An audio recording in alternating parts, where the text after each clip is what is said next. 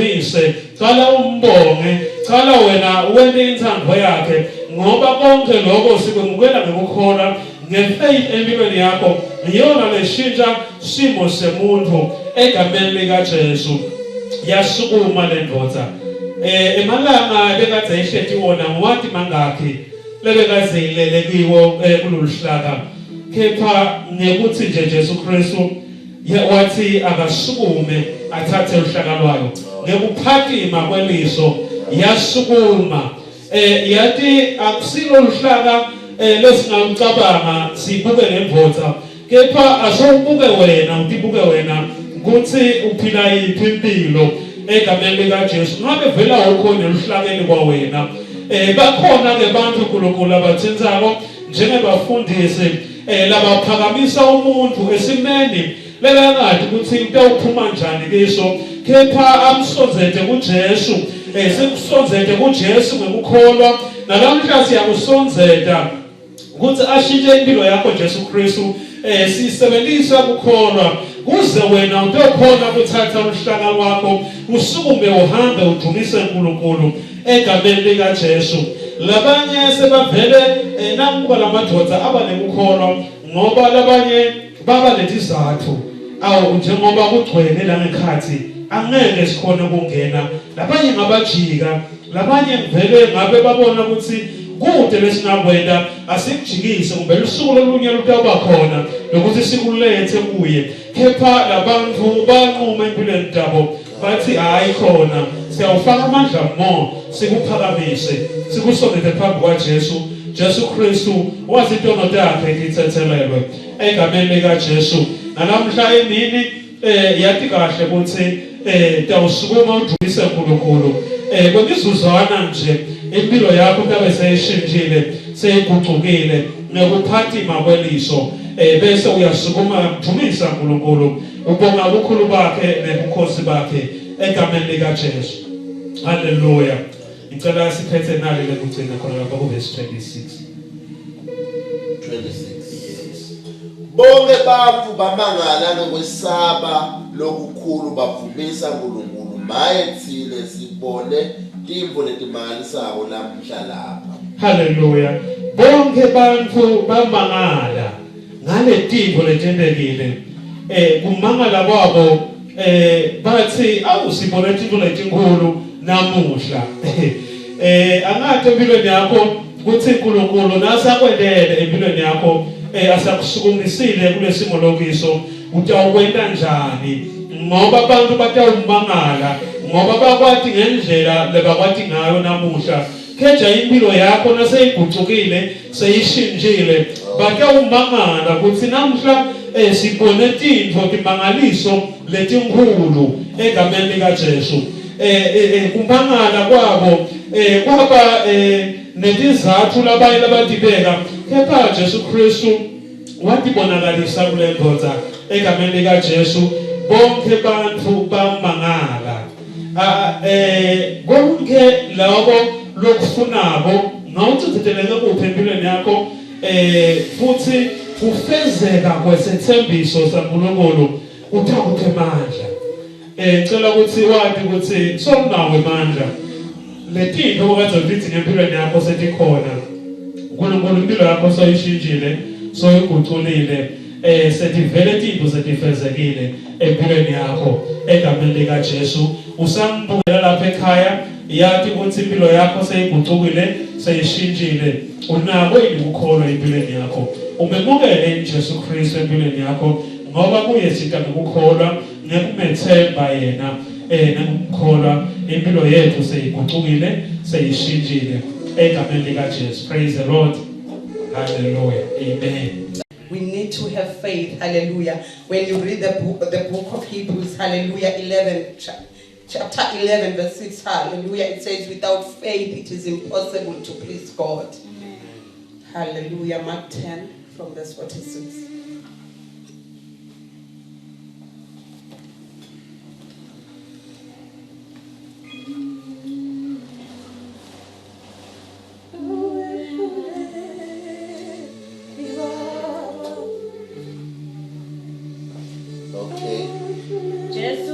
waphilisa Bartimaeus loyimpumputhe. Hallelujah. Hallelujah. Marko 10 verse 46 sihloko Jesu uphilisa Bartimaeus loyimpumputhe. Befika eJericho, Jesu nase aphuma khona kanye nebafundi bakhe nesixuku lesikhulu sebantu. Bartimaeus impumputhe umso wa Timaeus abehleti ngasemgwaqweni acela kuphiwa. 47 Wathi kube eve ukuthi nguJesu waseNazaretha wamemeta kakhulu athi Jesu ndodana yaDavide ngihawukele.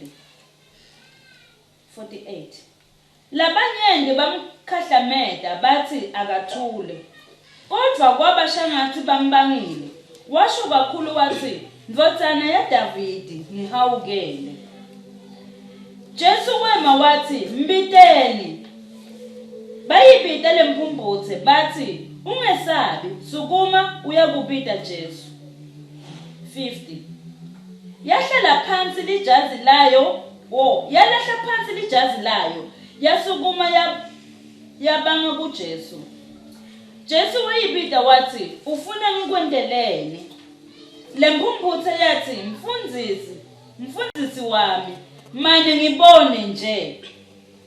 Jesu wathi kuyo hamba ukukholwa kwakho kukuphilisile. Hallelujah. Amen. Hallelujah. Amen.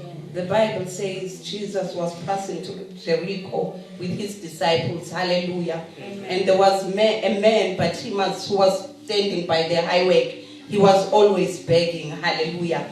When he heard that it was Jesus who was passing by, he cried out loud. Hallelujah. Amen. And said, the Son of David, have mercy upon me. Hallelujah. Amen. The Bible says the people who were beside him, they ordered him to stand still and be at peace. Hallelujah. Ngalamanye magama bebamthulisa. Yeah. Only him, he was feeling the pain he was in. But bona bebamthulisa, trying to stop him from reaching out to God. When you continue with the Bible, listen, the more they tried to stop him, it was the more he cried louder. It was the more he was shouting louder and saying, Son of David, have mercy upon me. That is when Jesus noticed him and asked them, hallelujah.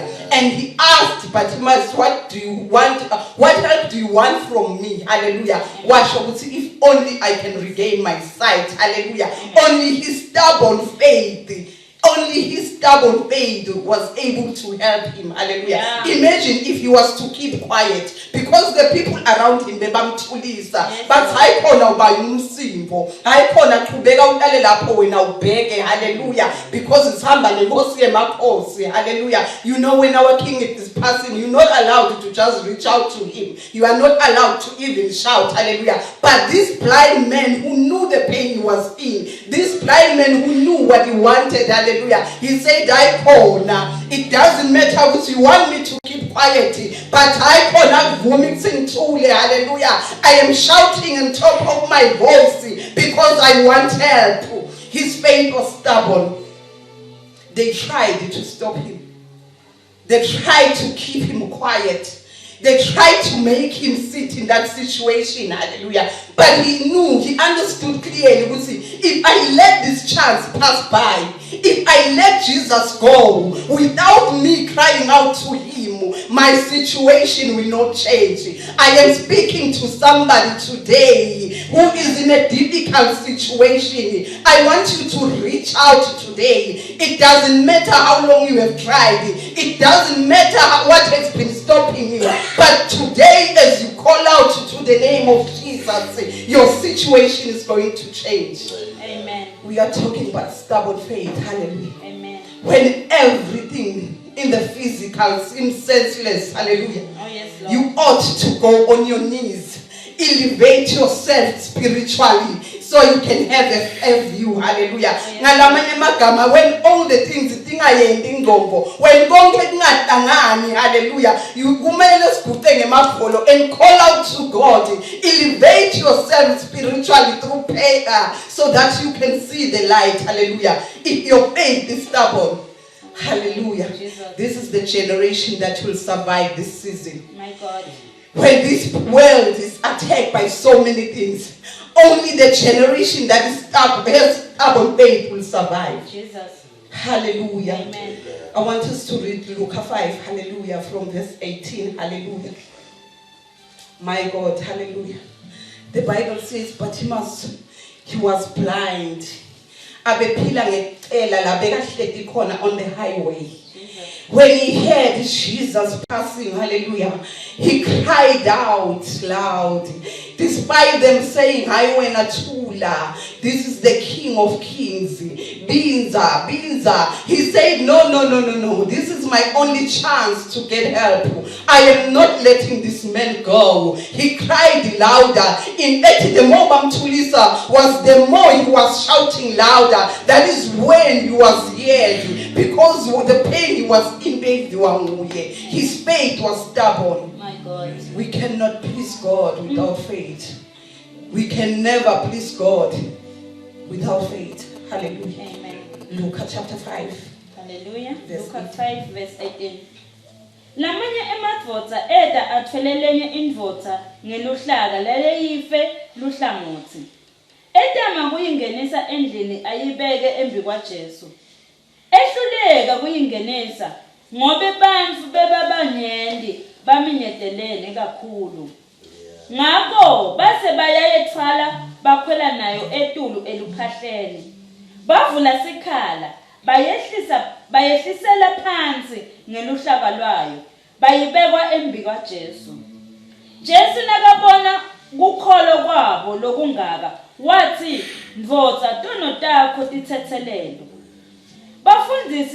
Bafundisi bemthetho nebafarisa baqala bavungatela bakhuluma bodwa bathi ngubani lona lohlambalata uNkulunkulu? Ngubani longathethelela tono ngaphandle kwaNkulunkulu?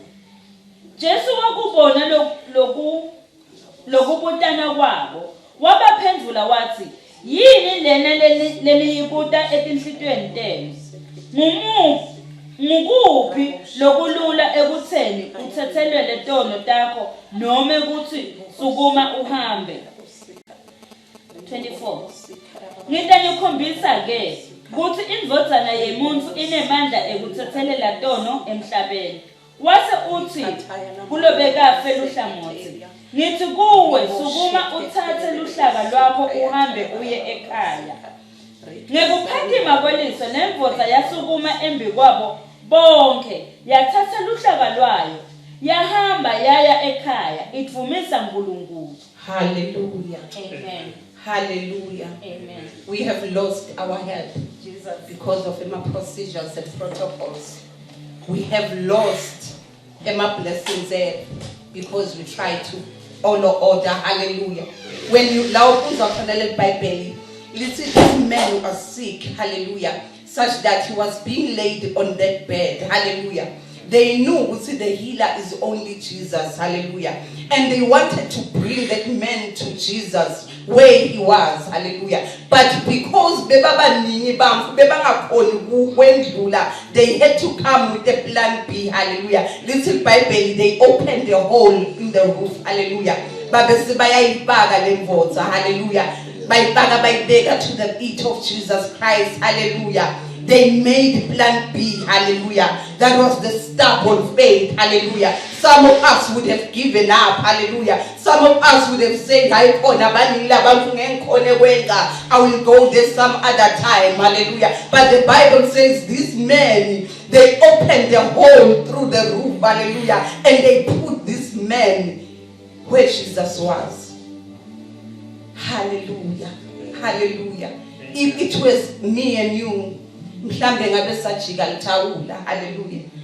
Imagine you going for an interview, hallelujah, and there's so much traffic along the road, hallelujah. You could be stuck in the traffic. How many of us would say, I'm making a plan B. I will just leave the car here and run where I'm supposed to go, hallelujah. Stubborn faith. This man said, I understand there's no passage. I understand there's no way. But if it comes for me to climb through the roof, for me to get my help from Jesus, I will climb. Hallelujah. Stubborn faith. the kingdom of God suffers violence, and only the violent can take it by force. Hallelujah. Imagine if he turned back and assumed he was never gonna be healed. Hallelujah. That was when Jesus said, your sins are forgiven, because he saw the faith that they had. Hallelujah. And he said, rise up and take your bed and go. Wapila kona lapo. He was healed because of the faith. Hallelujah. This generation that will survive is the generation that say, I'm not letting go. I'm not letting go, no matter what the situation is, no matter what the storm, no matter what comes my way. I am not giving up on God. I am not letting go. Hallelujah. The generation that will survive is the generation that has stubborn faith. Oh, yes. Stubborn faith. Hallelujah.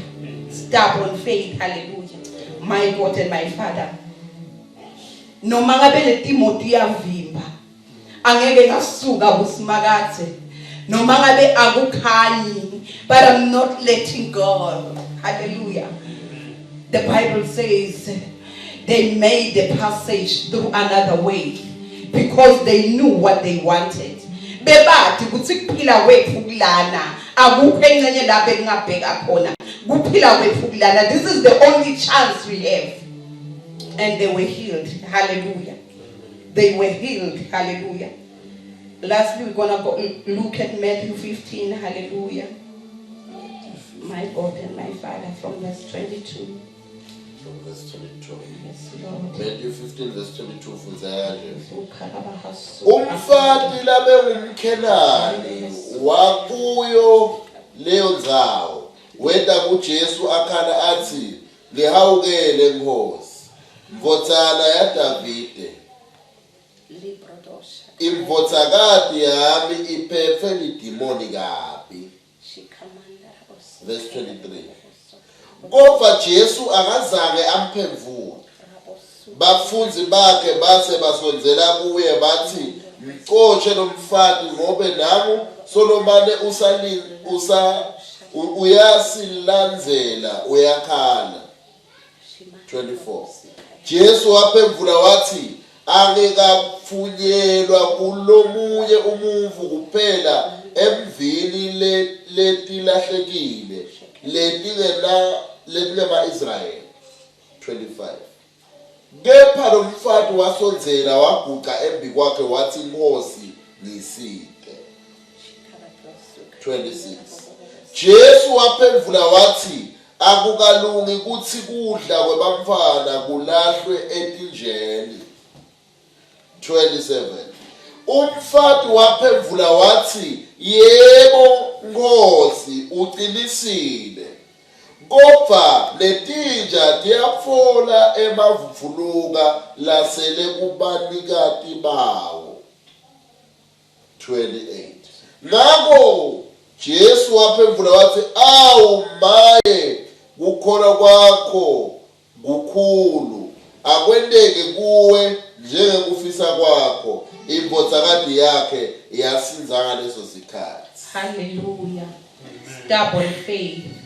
Because the faith of that woman was stubborn, her daughter was able to be healed. Hallelujah. Despite the disciples of Jesus, they were turning him down. Hallelujah. And they were asking Jesus, hallelujah. But she continued. Walanzela was the son of David. Have mercy on me. My daughter is sick. Hallelujah. This woman was an outsider. She was from Canaan. Hallelujah. Jesus knew she's not one of them. Hallelujah. Jesus even said it is not good to give food for my children to the dogs. Hallelujah. And the woman said, it is true, oh God, but I can still eat. Hallelujah. Her faith, despite being called names, despite being said, her faith, she remained what I call until I get what I am looking for. Hallelujah. You might have been called names. Hallelujah. You might have been insulted. Hallelujah.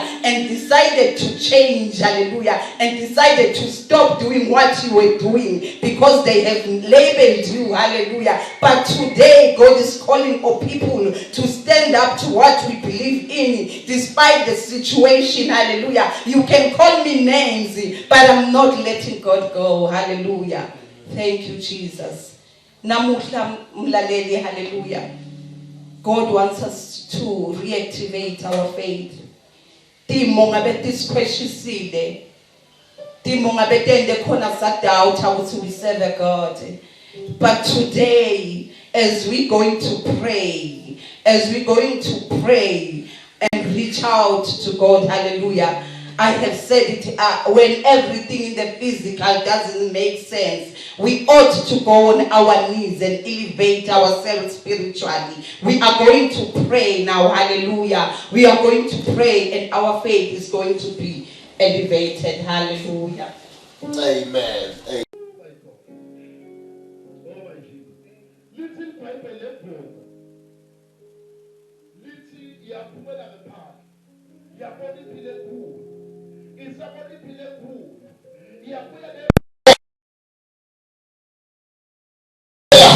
Badonga kufuna kujela ukuthi wasemhlabeni akufane wasemoyeni wasemhlabeni akufane waseredi yakona lapha iyaprofeta tukwempilo yakho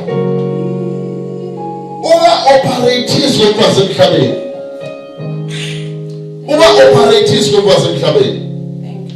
namhlanje noma emhlabeni kunefile noma emhlabeni kunefile noma emhlabeni nesayifile iprofesayi athi emhlabeni kunefile phakathi ngiyaprofeta life namhla egameni likaJesu emhlabeni kunewesaba lokunene but ngiyafuna ukukhuluma leprofile people lami ngifuna ukukhuluma leprofile lapha ekhaya okulelelayo ngokuthi namhlanje uba operate ungathatha umlayezo wemhlaba thatha umlayezo kaNkulunkulu. Thank you, Jesus.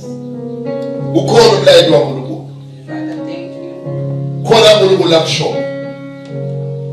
Khona uNkulunkulu lokusho. Khona uNkulunkulu lakusho ngempilo yakho. In the name of Jesus. Little Bible. Imfotho ehamba yohlala ngasendleleni. My God. Isahambile yohlala ngasendleleni. LiBhayibheli liveta ukuthi Jesu wedlula. Thank you, Jesus. Lamhla kutholakala usenzaweni lapho la Jesu akhona khona, my God. Tholakala usenzaweni lapho la Jesu atholakala khona khona. Little Bible of the Hebrews. Listen, we have come, Hebrews 12:22. We have come unto Mount Zion, the holy seat of the living God. The Lord is saying, namhlanje baba, uthi uNkulunkulu utholakala usenzaweni la elapholakala khona. Kunenzawo lapho la uNkulunkulu atholakala khona. Tholakala ukhona khona. Bathi ngiyakhuluma namhlanje, bakabakhona dudu la ngifuna ukukhuluma livi ngamphalala ngapha ngisathi amen. Ngifuna ukukhuluma livi uNkulunkulu khona la samtshele wona namhlanje. Ngithi amen ngifuna ukukhuluma livi. Asengikhuluma la ngeke khona. uNkulunkulu ufuna ukubusisa lenzawo lokuyo. Change your location. Thank you, Jesus. Change your location. Number 2. Little Bible Jesu wedlula. Magendlula Jesu. Little Bible asendlula Jesu. Kulevo leyendeka, hallelujah. Asendlula Jesu. Kulevo leyendeka. Ngiyabona ukuthi amen kamphalala. The Lord is saying, tivo takho tiyashintsha. Ema-finances akho ayashintsha. Khala khona yashintsha. Kule fear engiyibonako. Lonayo. Ule profession ebunesini. Balala ngifuna ukutshela ukuthi akusiyo le profession emhlaba. But the profession yaNkulunkulu. And uNkulunkulu akutshele ukuthi kusukela namuhla lokho kwesaba utawuqala kusabe wena. Lokho kwesaba utawuqala kusabe wena. Kule tipo letvama kwendeka bawulele. uyothi mawulele sometimes uve ngathi kuhamba umuvu labaleni la uhlala khona. Uve ngathi kuhamba umuvu ebaleni la uhlala khona. But nami ngifuna ukukhuluma nawe. Ngifuna ukukhuluma nawe namhla. Ngegama lika Jesu. Ngifuna ukukhuluma nawe namhlanje. Wonke lokuhamba ebaleni kakhulu ukuhamba emathayileni akho. Uthi uNkulunkulu akumemetele noma bekuthekwe bafu. Uthi bafike bagange. But uNkulunkulu akumemetele namhlanje. Tuwe impilo yakho dudu. Uthi kude umlota uganga. Kude umlota uphumelela makaganga. Ngegama lika Jesu. Ngegama lika Jesu. uNkulunkulu wethu lengakakende. Funa kutenza kushumayela. So bengilimi lebelikonzelela dudu. And ngifuna ukubuta uthi prophesy, man of God, I receive. Okay, another thing, I don't know, but ngibona ibusiness uNkulunkulu akubusisa ngayo. But ngibona le vicala njengesiphaza. Ngicela ukubuta ukuthi awukakube ne-idea, awukakube nemicomvo yokuthi nje sowena ibusiness anyana. Awukakube nemicomvo awusishele if kwaba nemicomvo uthi yes, wena ibusiness dudu. Hallelujah. Khona lomnyelo ombukelako la ngifuna ukukhuluma naye. Hallelujah. Funa ukukhuluma naye ezikusathandaza. Hallelujah. Bawa ukukhona life umlalela kodwa uthi amen. Hallelujah. So let's get Bible. Kasovra lithi Jesu wendlula imvotha yakuda ukuthi ngibani ndlulayo. Lithi yamemeta kakhulu. Yathi votsana kaDavid. Yeah. Votsana kaDavid. Oh Jesus. Now then. Lapha kufuna ukutshela ukuthi ayigcini indzaba etsizisweni. Ayigcini indzaba ku location. Ungaba ku location le right udlule indimbo takho. Because awukwati kumemeta in the realm of the spirit. Kunepo lengamemeta isizini yakho. Isizini yakho inendlebe yalalela. Ngalesikhathi uyenda levo isizini yakho iyeva. Isizini yakho ekuhlela, isizini yakho ekujabula, isizini yakho ekuphumelela, isizini yakho epromotion. Inendlebe iyeva. But ufuna understand the principle lethile. Lengakwenda ukuthi umemete namhlanje.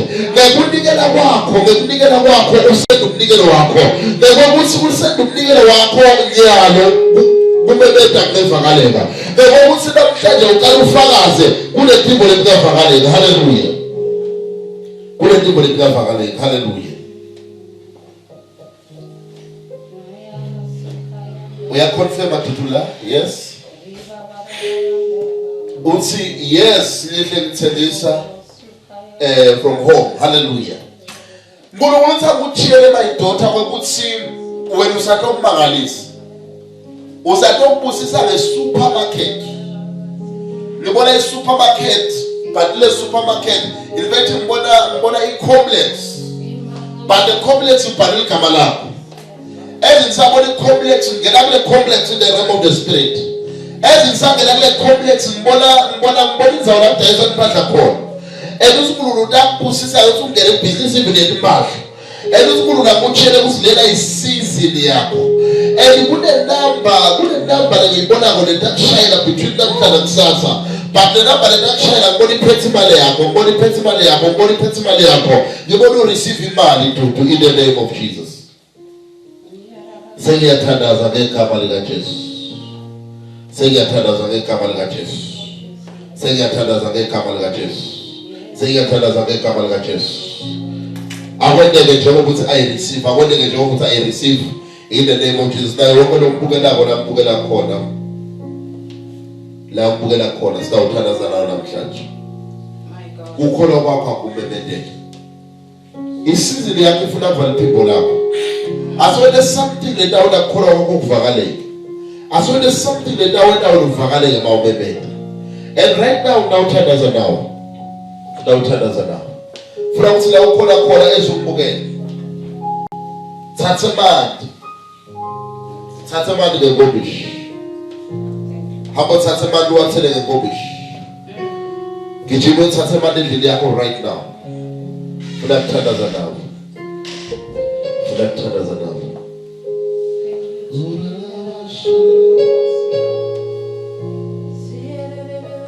Victory belongs to you. Victory belongs to you.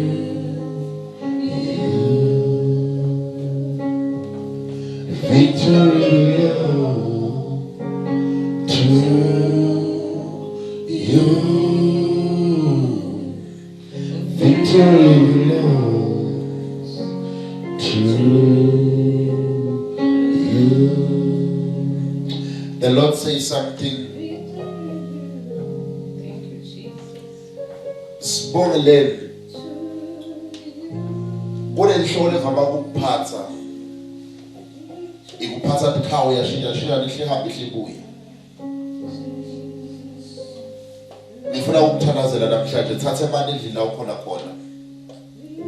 Lebo beyinda ukuthi usafare ngaleli hloko ucabanga ukuthi stress umsebenzi wesikolo kanti demonic.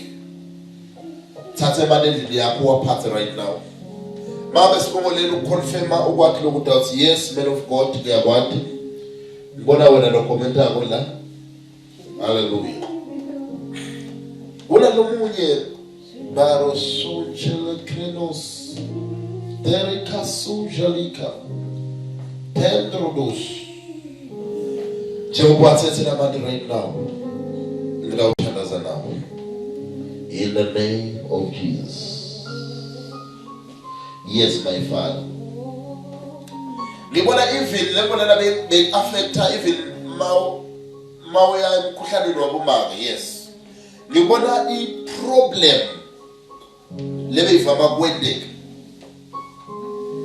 lengasiko noma lengafane bavubonke but uSunkulunkulu namhlanje deliverance lendeka kodwa impilo yakho le deliverance lendeka kodwa impilo yakho le deliverance lendeka kodwa impilo yakho in the name of Jesus. Ngibe magama lasikuwe sibongeleni lamagibhithe lowabonako angeke uze uphize uwabone. Hallelujah. Hallelujah. I'm trying to read my comments. Can you read for me? As long as she's saying yes man of God, it is true Teddy. Deliver me prophet. Hallelujah. Hallelujah. So I said to my nephew, so I said to my disciple, singiyathandaza right now sikhathi sesiphelile ngathuba kufika sibesicedzile singiyathandaza right now nayo yonke lokhona just thathe imali ke ngomusho waphathe la khona khona ndawuthandaza nawe right now. Lira sukapralikas Deriko sopralika asatelia Bera sira atrono sempraliga suja Pernus kalikruna asukra alika atonza Bere de krasopraliga stekele kontraliga La crosopra atacapra atea atobrade asova. Una lopete mani mbola dikanda kumbi yako ngoba kana ngibathathe dokotela kodokotela le dikanda kumbi yako mbola diabili right now usanathe mali usawanatha esitambu tawanatha la mali ngegama lika Jesu ezuphethe komisha yakho ufuna uthathe umuno wako uthathe umuno wako ngafuna uthathe umuno wako ufake kule komisha ufake umuno wako la mali ngegama lika Jesu ufuna kwa anointa right now atoba umlilo ufuna kwa anointa right now atoba umlilo puvuma wone njalo in the name of Jesus. Sengiyathandaza akwendeke Nkosi njengosho lakho. I anoint la mali ngegama lika Jesu aba umlilo aba deliverance kuba nenkululeko oroboshata. Sibongeleni kule problem lapha makuba nayo sihle. I don't know ukuthi ufundana nawo sihle erebosha ngoba iproblem yenhlaba ngoba uyakhululeka ngoba iproblem yenhlaba la ngephansi ngasenhlitweni yakhe ngoba inhlityo yakhe ngoba something lemgwaza ko bebanga confirma isifo senhlityo or something but Jesu ngibona namhla yamkhulula tshela sihle or if ufundana naye mtshele ukuthi uNkulunkulu uyamkhulula namhla kule pain evama kumphatha enhlitweni yakhe. Anointa la mandi right now. Aba umlilo. Laba kula bayaphila ngalamandi. Laba boshiwe bayakhululeka. Laba ndlela lokuphula labo kuyaphuma. Baba delivered.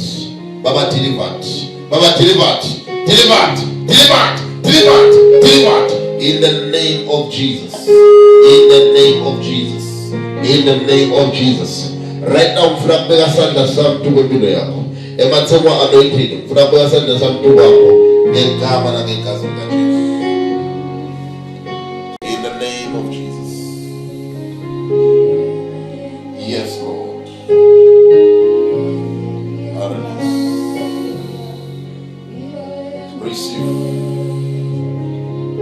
Receive. Receive wherever you are. Receive. In the name of Jesus. Receive. Receive. Receive. Receive. Receive. Receive. Receive life. Receive deliverance. Receive life. Receive deliverance. Life. Deliverance. Life. Deliverance. Life. Deliverance. It is done. You are free. You are free. Right now, nafuna standards as established program broadcast. Nafuna standards for 2 minutes. Father God, I pray in the name of Jesus. Musabongela basibukela ubongela basibukela obambusiswele kuhle nebachana kuluntu la Jesu. We thank you, Father. We give you all the praise. Ngiyabokuthi yakwena lokho Alpha, ngiyabokuthi yakwena lokho Omega. In Jesus' mighty name, we thank you, Father. In Jesus' name, akekho njengawe.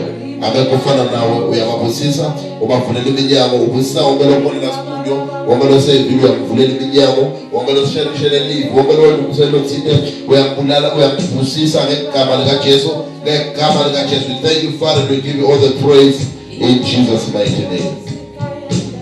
It is done. Hallelujah.